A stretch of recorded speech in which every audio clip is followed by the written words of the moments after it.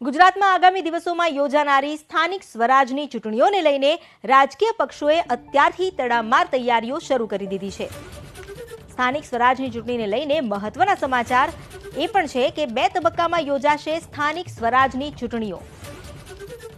પ્રથમ તબક્કામાં મહાનગરપાલિકા અને પાલિકાની ચૂંટણીઓ યોજાશે, તો પંચાયતોની ચૂંટણીઓ યોજાઈ શકે છે ત્યારબાદના તબક્કામાં। હાલ રાજકીય પક્ષોની નજર રાજ્ય ચૂંટણી પંચ પર છે। રાજ્ય ચૂંટણી પંચ જાન્યુઆરીના બીજા સપ્તાહમાં સ્થાનિક સ્વરાજની ચૂંટણીની તારીખોનું એલાન કરી શકે છે અને ફેબ્રુઆરીના બીજા સપ્તાહમાં ચૂંટણી યોજાય તેવી શક્યતા છે। 6 મહાનગરપાલિકા, 55 પાલિકા અને જિલ્લા તાલુકા પંચાયતની ચૂંટણી 2 તબક્કામાં યોજાઈ શકે છે।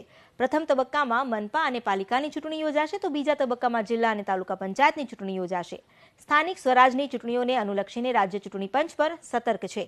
ચૂંટણી પંચે જિલ્લા કલેક્ટર સાથે બેઠક યોજી ચૂંટણીની તૈયારીઓની સમીક્ષા પણ કરી।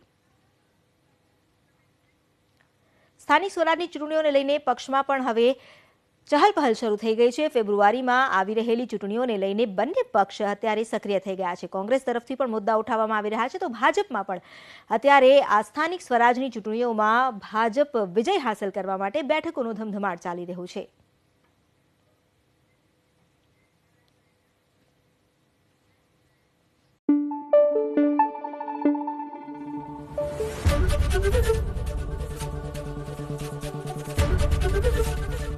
एबीपी अस्मिता, गुजरातनी अस्मिता।